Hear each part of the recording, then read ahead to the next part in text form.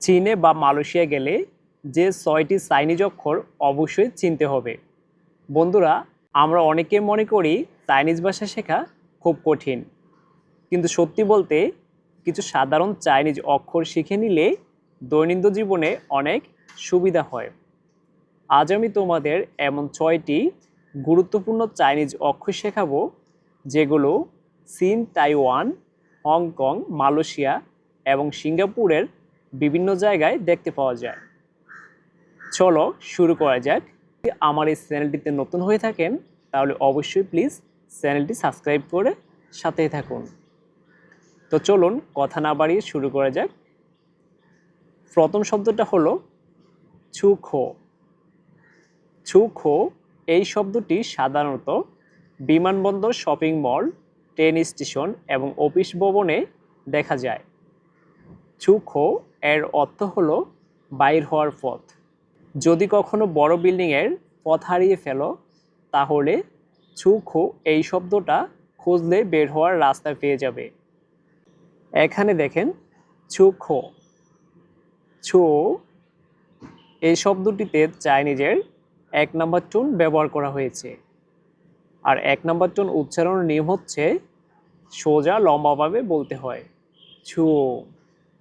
তারপরে দেখেন খো, এটা অনেকটা মুখের মতো গোলাকৃতি, খো। এটাতে চাইনিজের ৩ নম্বর টোন ব্যবহার করা হয়েছে। আর ৩ নম্বর টোন উচ্চারণের নিয়ম হচ্ছে উপর থেকে নিচে, আবার নিচ থেকে উপরে, খো, ছুখো, ছুখো।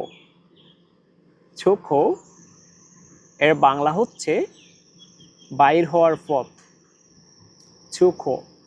এভাবে আপনারা বিভিন্ন জায়গায় এই শব্দটাকে দেখতে পাবেন, ছুখো। এখন শিখি এর বিপরীত শব্দ, রোকো। রোকো এর অর্থ হলো প্রবেশ পথ। তুমি যখন কোনো মল বা ভবনে ঢুকবে তখন প্রায়ই এই সাইন দেখতে পাবে। প্রথম শব্দটা হচ্ছে রো, আর রো এখানে চাইনিজের ৪ নম্বর টোন ব্যবহার করা হয়েছে।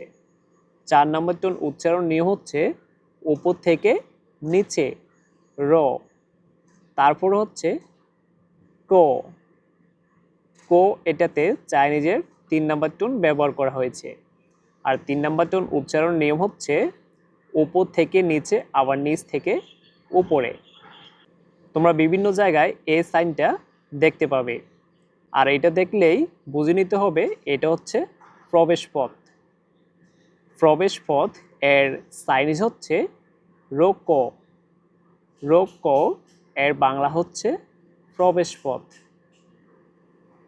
এখন আরেকটি সহজ অক্ষর দেখি, রেন। রেন এর অর্থ মানুষ। চাইনিজ ভাষার সবচেয়ে গুরুত্বপূর্ণ অক্ষরগুলোর মধ্যে এটি একটি। এখন দেখি এই অক্ষর ব্যবহার করে একটি বাস্তব শব্দ, রেন সিং দাও। এর অর্থ ফুটপাত অথবা পথচারীদের রাস্তা। এটি ৩টি অংশ নিয়ে গঠিত। রেন এর বাংলা হচ্ছে মানুষ। সিং, সিং এর বাংলা হচ্ছে চলা বা হাঁটা। দাও এর বাংলা হচ্ছে রাস্তা অথবা পথ, অর্থাৎ মানুষের হাঁটার রাস্তা। ফুটপাত অথবা পথচারীদের রাস্তা এর চাইনিজ হচ্ছে রেন সিং দাও, রেন সিং দাও। এখানে দেখেন রেন, এটাতে চাইনিজের ২ নম্বর টোন ব্যবহার করা হয়েছে। আর ২ নম্বর টোন উচ্চারণের নিয়ম হচ্ছে নিচ থেকে উপরে, রেন, রেন, এরকমভাবে উচ্চারণ করতে হয়। তারপরে দেখেন সিং, এটাতে চাইনিজের ২ নম্বর টোন ব্যবহার করা হয়েছে। এটাও ১ নম্বর শব্দের সেম উচ্চারণ।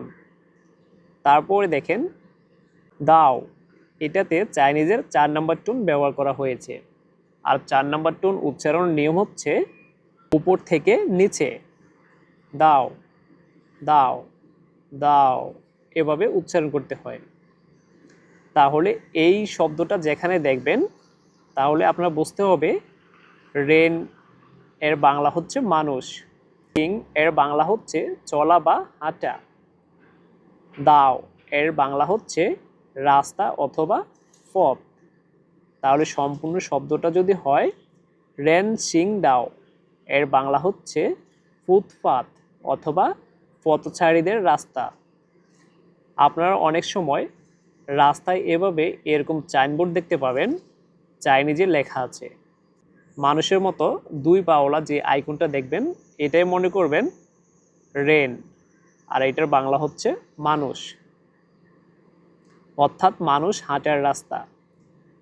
রাস্তা পার হওয়ার সময় বা শহরে বিভিন্ন স্থানে এই শব্দটি দেখা যায়। এখন একটি মজার কৌশল বলি। চাইনিজ অক্ষর দাও দেখতে একটু জটিল, এটি মনে রাখার জন্য খুব নিজের মতো একটি ছবি কল্পনা করতে পারো। যেমন একটি লম্বা রাস্তা ধরে কেউ হাঁটছে। এভাবে গল্প বা ছবি কল্পনা করলে অক্ষর সহজে থাকে।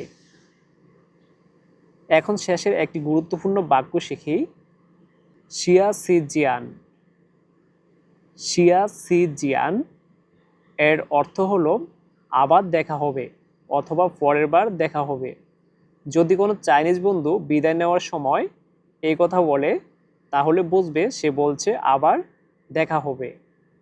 শিয়া সি জিয়ান এর বাংলা হচ্ছে আবার দেখা হবে। তাহলে আজকের এই ভিডিও থেকে আজ আমরা শিখলাম চুখো এর বাংলা হচ্ছে বাইর হওয়ার পথ, রোকো এর বাংলা হচ্ছে প্রবেশ পথ, রেন এর বাংলা হচ্ছে মানুষ, সিং এর বাংলা হচ্ছে হাঁটা বা চলা, দাও এর বাংলা হচ্ছে রাস্তা বা পথ, শিয়া সি জিয়ান এর বাংলা হচ্ছে আবার দেখা হবে। দেখতেই পাচ্ছ চাইনিজ ভাষা ততটা কঠিন নয় যতটা আমরা ভাবি। প্রতিদিন কয়েকটি অক্ষর শিখলেই খুব দ্রুত চাইনিজ সাইনবোর্ড পড়তে পারবে। ভিডিও ভালো লাগলে লাইক দাও, বন্ধুদের সাথে শেয়ার করো এবং চাইনিজ ভাষা শেখার আরও নতুন ভিডিও পেতে চ্যানেলটি সাবস্ক্রাইব করে সাথে থাকো। বন্ধুরা, এ ছিল চাইনিজ ভাষা শেখার গুরুত্বপূর্ণ একটি ভিডিও। আশা করি এই ভিডিওটা দেখে আপনি শিখতে পারবেন সাইনবোর্ডে কোন জায়গায় কী লেখা থাকলে কিভাবে চলতে হবে। এই লেখাগুলো বিভিন্ন জায়গায় অফিস, আদালত, স্কুল, কলেজ, বিভিন্ন বড় বড় ফ্যাক্টরিতে প্রবেশ পথে অথবা বিভিন্ন জায়গায় রাস্তার পাশে সাইনবোর্ডে এই কথাগুলো লেখা থাকে। আপনি চাইনিজের এই অক্ষরগুলো দেখলে বুঝতে পারবেন কোনটা কী কাজে ব্যবহৃত হয়। ভিডিওটি শেষ পর্যন্ত দেখার জন্য অসংখ্য ধন্যবাদ। দেখা হবে পরবর্তী ভিডিওতে। ততক্ষণ পর্যন্ত সবাই ভালো থাকুন, সুস্থ থাকুন। আল্লাহ হাফেজ।